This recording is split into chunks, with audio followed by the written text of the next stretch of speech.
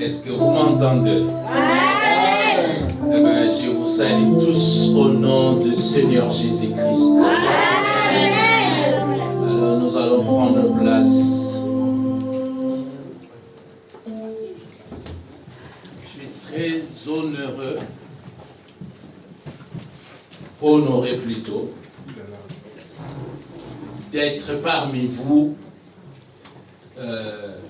en cette date du 31 et du 1er janvier 2022. Amen. Amen. J'ai vraiment envie de vous voir et de vous revoir. Pourquoi? Parce que votre Église n'est pas étrangère pour moi. Je suis de la famille. Il y a longtemps, je serais déjà venu vous rendre visite. Mais j'ai connu que des empêchements jusqu'à ce que Dieu ouvre les portes. Alors, quand je suis rentré, j'ai vu des visages qui me sont familiers. Alors, j'ai vu la petite qui était là. C'est toi? Est-ce que tu te rappelles de moi? Ah, vraiment Dieu est bon. Comment il m'aimait cet enfant? Et il m'aimait beaucoup. Alors qu'elle était encore petite et son père était encore en Afrique. Il était là. C'est incroyable. Et aussi, il y a des garçons que j'ai vus. Et il y a un autre qui était né aussi, mais il me semble qu'il est grand maintenant. C'est incroyable. Dieu fait des choses à sa manière. Alléluia. Amen. Et qu'est-ce que je vais vous parler de la part du Seigneur? J'ai un texte que j'aimerais voir avec vous ensemble et je vous demanderai vraiment de prêter très attention à ce que je vais vous dire. Nous allons ouvrir la Bible dans les livres de 2 Rois, chapitre 13. Alors, du verset 14 au verset 19. Prêtez vraiment attention parce que ce que je vais vous parler vous concerne. Et si vous loupez cette opportunité, vous ne l'aurez plus jamais. Pourquoi? Parce que le commencement a toujours été quelque chose de très important. Celui qui néglige son commencement, même si vous allez essayer de fournir des efforts, de vous rattraper, vous aurez toujours du mal. Alléluia. Donc, est-ce qu'on peut se mettre debout pour lire cette parole? La Bible nous dit ceci. Alors qu'Élisée était atteint de la maladie dont il mourut, Joas, le roi d'Israël, descendit vers lui, pleura contre lui et dit, mon père, chars et cavalerie d'Israël. Élisée lui dit, prends un arc et des flèches. Et il prit un arc et des flèches. Puis Élisée dit au roi d'Israël, bande l'arc avec ta main. Quand il eut fait, Élisée posa ses mains sur celles du roi et dit, ouvre la fenêtre à l'est. Et il ouvrit. Élisée dit, tire. Et il tira. Élisée dit, c'est une flèche de battra les Syriens. C'est une flèche de victoire plutôt de la part de l'Éternel. Une flèche de victoire contre les Syriens. Tu battras les Syriens à Éphec jusqu'à leur extermination. Élisée dit encore, prends les flèches. Et il les prit. Élisée dit au roi d'Israël, frappe contre terre. Il frappa 3 fois et s'arrêta. L'homme de Dieu s'irrita contre lui et dit, il fallait frapper 5 ou 6 fois. Alors tu aurais battu les Syriens jusqu'à leur extermination. Désormais, tu ne les battras que 3 fois. Amen. Amen. Prenons place.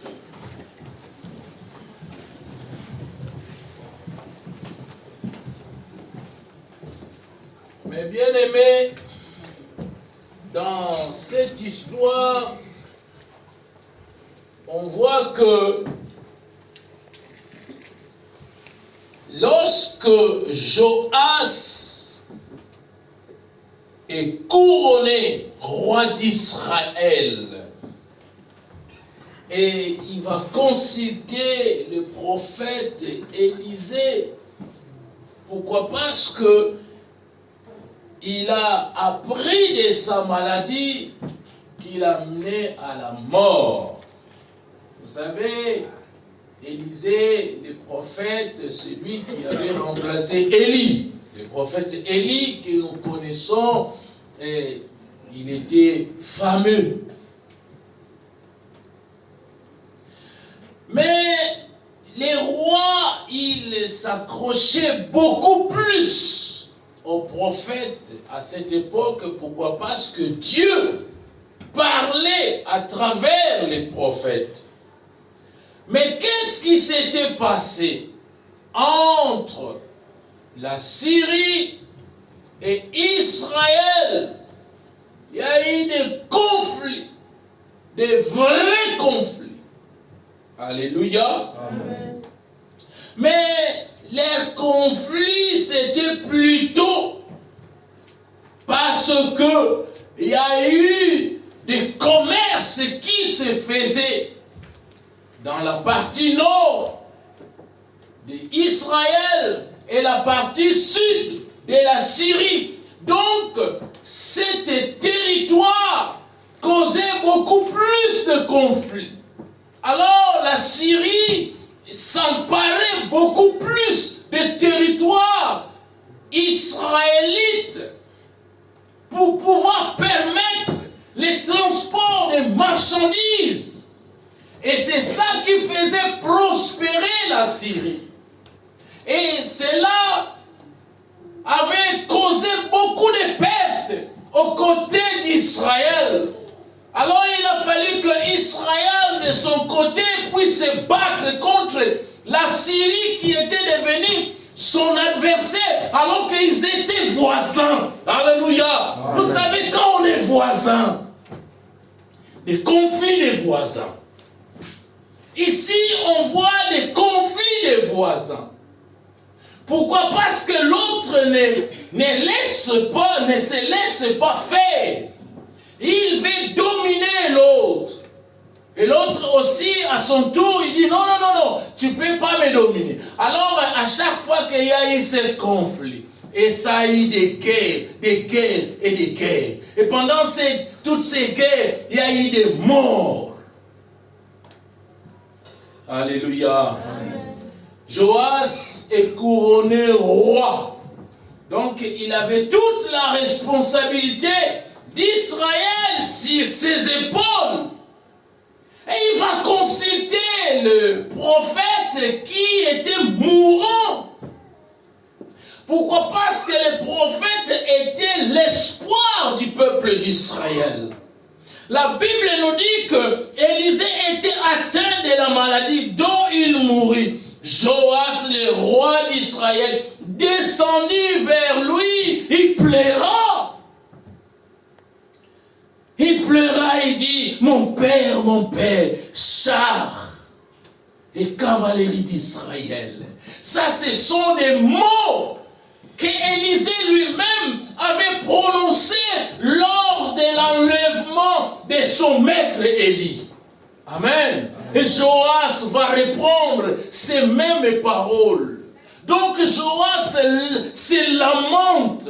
Mais mon père, tu meurs. Qu'allons-nous devenir sans toi? Alors, les prophètes qui regardent les rois désespérés, et nous sommes tous, dans le cas du roi Joas, nous sommes tous désespérés. Moi, je pense que nous sommes tous venus ici pour pouvoir écouter un mot venant de la part de l'Éternel.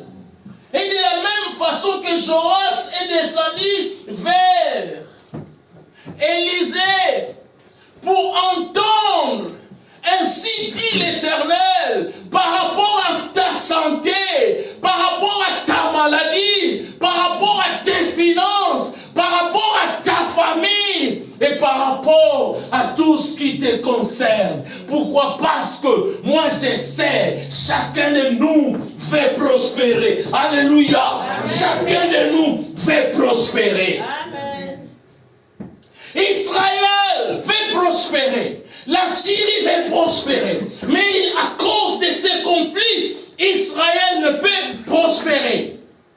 Mais Joas fait recours à l'Éternel. Alléluia. Et nous, ce soir, nous faisons recours à l'Éternel. Pourquoi? Parce que nous savons, l'Éternel a un mot pour nous. Alléluia. Et vous allez entendre ce que Dieu vous dira pour cette année 2022. Il y a une parole pour toi. Tu vas prospérer. Tu vas prospérer. Tu vas prospérer au nom de les prophètes qui regardent un roi désespéré. Et il dit, qu'est-ce qu'il dit les prophètes? Puis Élisée dit au roi d'Israël, au verset 15, Élisée lui dit, prends un arc et des flèches. Et il prit un arc et des flèches. Puis Élisée dit au roi, bande l'arc avec ta main. Quand il lui fait, Élisée posa sa main sur celle du roi. Donc ça veut dire qu'il va lui donner l'onction. Il a la parole, mais il rajoute l'onction. Cette flèche est la parole du Seigneur. Alléluia. Amen. Mais ce n'est pas fini. Pourquoi? Parce qu'il va se passer quelque chose de fabuleux et qui m'a impressionné dans ces textes. Qu'est-ce que Élisée dit au roi? Et dit, quand il lui fait, Élisée posa ses mains sur celle du roi, et dit, ouvre la fenêtre. À l'aise, et il ouvrit, Élisée dit, tire. Et il tira. Élisée dit, c'est une flèche de victoire de la part de l'Éternel. Je veux vous dire ce matin, Jésus-Christ est cette flèche. Jésus-Christ est cette flèche. Pourquoi? Parce que cette flèche, et c'est une flèche de la victoire. Amen. Nous avons la victoire au nom de Jésus. Les prophètes lui a remis Christ en personne. Et qui s'appelle la flèche de la victoire. Est-ce que veux-tu recevoir cette flèche de la victoire aujourd'hui? Amen. Écoutez bien, cette histoire n'est pas finie. Qu'est-ce qui va se passer? Il y a une suite.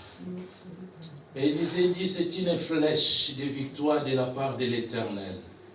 une flèche de victoire contre les Syriens. À chaque fois que tu vas te battre contre tes ennemis, utilise la parole de Dieu. Amen. Amen. Jésus-Christ est la parole de Dieu. Amen. Ah oui, vous avez Christ en vous. Amen. Vous êtes victorieux. Amen. Vous êtes des vainqueurs. Amen. Mais il y a une chose qu'il faut faire. Nous allons poursuivre notre histoire.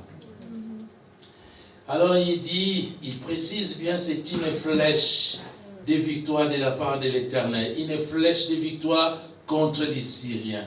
Tu battras les Syriens. Donc il lui garantit la victoire. Tu battras les Syriens à effet jusqu'à leur extermination. Voilà la mission que nous avons reçue de Christ. Nous allons battre les ennemis jusqu'à les exterminer. Amen. Amen. Élisée dit encore, prends les flèches, et il les prit. Élisée dit au roi d'Israël, frappe contre terre. Il frappa 3 fois et s'arrêta. Il frappa 3 fois et il s'arrêta. Mais qui t'a dit d'arrêter? Puisque tu as arrêté, et tu battras ton ennemi que pendant 3. Combien de fois les gens ici, au milieu de nous, avec la flèche de la victoire, et on lui remet d'autres flèches, il va tirer que 3 fois. Bien que tu as reçu la flèche de la victoire, mais on te demande de poursuivre ton combat jusqu'à exterminer qui? Jusqu'à exterminer qui? Les ennemis. Mais toi, tu as reçu la flèche de la victoire. Et on te demande, prie. On te demande, gêne. On te demande, fais des sacrifices. On te demande, fais le monde. On te demande, oh mais non, ils exagèrent. Parce que tu as donné ta dîme et tu ne veux plus donner. Parce que tu as traversé la frontière, tu ne veux plus prier. Combien de fois vous qui êtes ici, vous avez quitté l'Afrique, vous êtes venus en Europe. Le jour que vous avez traversé la frontière, Dieu était grand, Dieu avait agi. Mais une fois que vous êtes arrivé en France, on vous dit, mais ici il faut jeter les Ngunda. Ngunda. Ah, c'est difficile.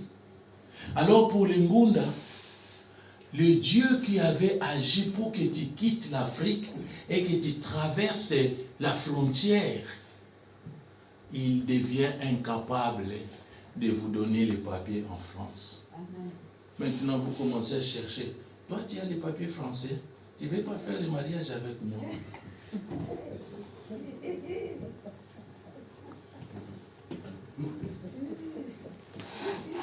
Tu ne crois plus. Alors que quand tu es parti, tu avais cru.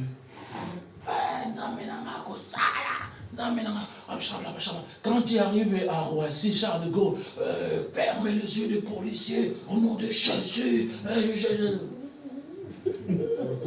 Mais quand tu es rentré, mais on te dit la même chose. Quand tu vas là on jette, comment on appelle ça? Offra. Mais la même prière que tu avais fait pour traverser la frontière, c'est la même prière que tu vas faire pour l'Ofra. Amen. Moi, j'ai accompagné ma belle-mère à la commission des recours. Arrivée là-bas, une intellectuelle, elle a fait l'université à Kinshasa, mais arrivée devant le juge, elle ne sait plus placer les ou là. Elle était complètement perdue.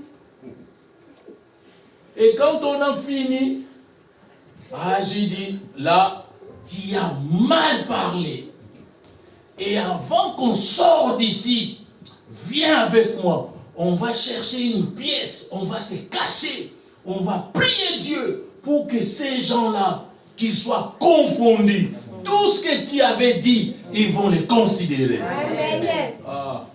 21 jours, elle a reçu les papiers. Amen. Mais celle qui ne savait pas dire lait, à la place de lait, elle a mis là.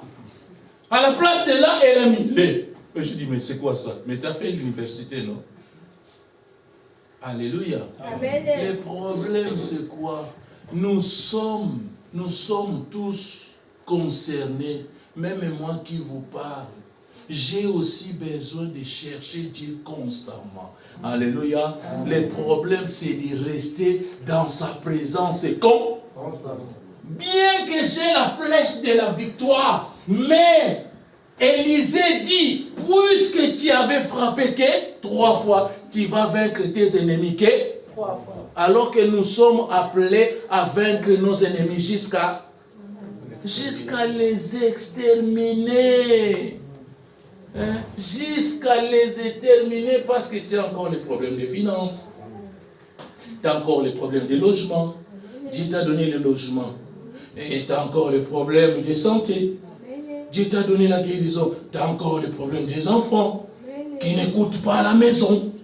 Ça aussi, c'est un cas. Amen.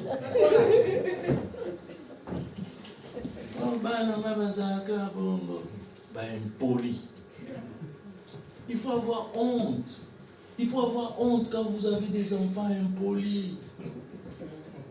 Et je vous jure, il faut avoir honte. Seigneur, aide-moi. Il faut dire à Dieu, hein, quand vous faites vos prières, dis à Dieu, Seigneur, mes enfants sont impolis. Oui. Maman d'enfant, je l'aime. Non, Seigneur, je ne suis pas content avec un enfant impoli. Amen. Oh. Eh oui, ça vous fait rire. Mais moi, je ne rigole pas. Ah, je suis comme ça. Vous avez déjà entendu parler du pasteur Tony. Il parlait comme ça. Amen. J'aime dire la vérité. Amen. Et nous avons vu comment réussir à conquérir les territoires voisins. Et c'est pour l'un comme pour l'autre. S'assurer l'accès à toutes les routes commerciales et par là une certaine prospérité économique. Lisons dans Jean chapitre 3, Jean. Qu'est-ce que Dieu dit à l'ancien Gaius? Qu'est-ce que Dieu dit? 3 Jean, pardon. 3 Jean, chapitre 1er, verset 1er, parce qu'il n'y a qu'un seul chapitre. Alors, la Bible nous dit ceci. De la part de l'ancien au bien-aimé Gaius que j'aime dans la vérité, bien-aimé, je souhaite que tu prospères à tout point ou à tous égards et sois en bonne santé à l'image de ton âme. Alléluia. Amen. Donc ici, on voit l'apôtre Jean souhaiter la prospérité et de la même façon que Dieu souhaite une prospérité pour vous dans cette année 2022.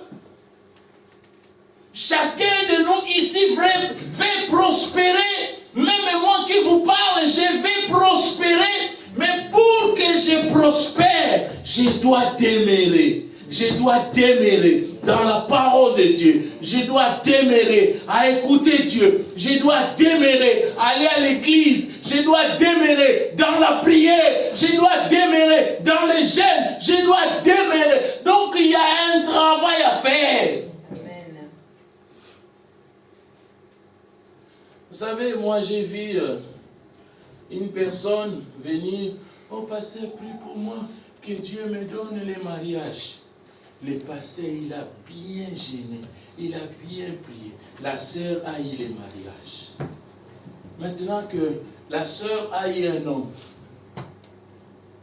elle est mariée. C'est ça qu'elle avait cherché. Mais la sœur ne vient plus à l'église. Et si on appelle la sœur, mais c'est pourquoi tu n'étais pas venu? Okay. Ah, pasteur, si papa Yagi. Papa Yagi. Je ne pouvais pas venir au culte. Ah bon? Mais quand il n'avait pas l'homme là, il faut voir comment il priait, il faut voir comment il gênait, il faut voir comment il avait dérangé les pasteurs. Et j'ai vu aussi une sœur qui demandait, pasteur, prie Dieu pour que Dieu me donne un enfant. Elle a accouché un enfant. Maintenant, mais ma soeur, pourquoi tu n'étais pas venue? Elle dit, ah, moi, Natungi, ça et ce sont des cas que nous avons vus. Et je vous dis des choses vraies qui se passent au milieu de nous. Alors, cette année, nous ne voulons pas faire comme Joas. Lui, par contre, il avait pas de foi. Il avait frappé 3 fois. Et le prophète s'est mis en colère contre lui. Le prophète lui a dit, puisque tu avais frappé 3 fois, et tu vas vaincre tes ennemis que 3 fois. Alors que nous sommes appelés à vaincre nos ennemis jusqu'à l'heure et... Qui veut vaincre ses ennemis jusqu'à l'heure exterminée? Qui veut vaincre? Qui veut vaincre? Vaincre jusqu'à exterminer vos ennemis. Donc ça veut dire qu'il n'y aura plus d'ennemis du tout. Même s'ils vont venir, tu vas encore être victorieux. Amen. Parce que nous sommes appelés à être victorieux. Amen. Pourquoi? Parce que le Christ nous a été donné. Amen. Je vais arriver à la fin de mon message. Je voudrais qu'on puisse lire un passage dans Ésaïe chapitre 9. Qu'est-ce qui est dit dans la Bible au verset 6.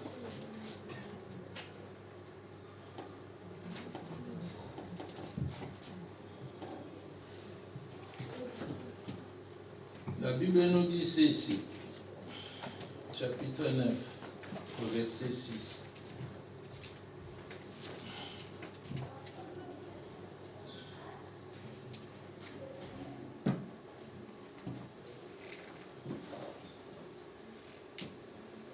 Étendre la souveraineté, c'est ça? Non. Étendre la souveraineté. On va commencer au verset 5. En effet, au verset 5. En effet, un enfant nous est donné. C'est ça? Est-ce que c'est ça dans vos versions? Un enfant nous est donné, un fils nous a été et la souveraineté reposera sur son épaule. On l'appellera qui? Admirable. Après, Dieu puissant, Père éternel, Prince de la paix. Alléluia. Donc voilà. Donc le Christ nous a été donné. Et c'est de la même façon que Élisée va donner cette flèche de victoire à Joas. Il en avait dans sa main. Et il avait reçu l'onction de l'homme de Dieu. Pourquoi? Parce que quand on va lui demander de frapper vers la fenêtre, l'homme de Dieu lui avait imposé les mains pour lui donner les forces. Combien de fois nous imposons les mains aux malades, mais les malades ne sont pas guéris. Pourquoi? Parce qu'une fois que l'homme de Dieu avait imposé les mains sur lui, quand il sort d'ici, eh bien, il reprend ses mensonges. Et il reprend sa vie de prostitution. Et il reprend sa vie d'escroquerie. Et il reprend, vous savez, nous sommes tous ici dans la salle, mais moi je vois à la sortie, il y a des colis qui attendent chacun. Donc chacun, quand il est rentré dans l'église, il a laissé son colis dehors, il rentre, il prie Dieu, mais quand il va sortir, il dit, colis dans ma il rentre à la maison avec son colis péchés. Mais moi, je vais dire, à la sortie d'ici, quand vous allez sortir, oubliez ton colis, ignorez ton colis, niez ton colis, au côté à la awa, mon mal est au sokamani. 2022, je ne veux plus voir mon colis de péché, je ne veux plus voir mon colis de péché.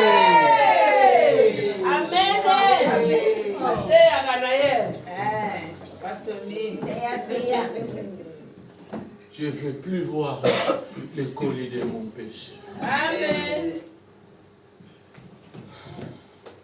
Chacun a reçu de Dieu une part, la flèche de la victoire. Amen. Mais on te demande de ne pas frapper 3 fois. Puisque tu as frappé 3 fois, tu vas vaincre tes ennemis qui est pendant. Donc il fallait frapper 5 ou 6 fois, comme il est mentionné dans la parole de Dieu. Amen. Et nous allons implorer Dieu. Nous allons dire à Dieu, Seigneur, je ne connaissais pas ces choses, mais puisque tu m'as révélé cela, je vais poursuivre mes ennemis jusqu'à l'exterminer. Jusqu'à l'exterminer. Alléluia. Amen. Tout ce qui te fait mal, il faut continuer à prier Dieu. Pourquoi? Parce que tu es appelé à vaincre tes ennemis jusqu'à les exterminer. Est-ce que nous pouvons nous mettre debout? Nous allons nous lever. Nous allons implorer Dieu. Nous allons pleurer. Nous allons dire à Dieu, Seigneur, j'ai compris. Je ne connaissais pas ces choses. À la sortie, ma soeur, mon frère, oublie les colis qui t'attendent. Oublie les colis qui t'attendent. Parce que ce colis-là va t'empêcher à vaincre tes ennemis. Le colis qui est là, ignore-le. Si le colis t'appelle, dis à ce colis, je ne te connais pas. Amen. Au nom de Jésus. Nous allons prier Dieu. On se met debout, nous allons pleurer. Nous allons pleurer. S'il faut se coucher par terre, couche par terre. Pourquoi? Parce que l'année 2021, tu as été naïf. Bakosi yo pe mingi. Bakosi yo mingi. Yo maman mobimba. Tu connais 100 euros, baso kosa yo. Pourquoi? Nzambe, na lingi lisusu makambo wana te. 2022, j'avais trouvé du travail. J'avais trouvé du travail. J'aurai mon salaire. Comme ça, ba 100 euros wana na otala ngo lisuti. Prions le Seigneur. Prions le Seigneur. Prions le Seigneur. Il ne faut pas avoir honte. Il ne faut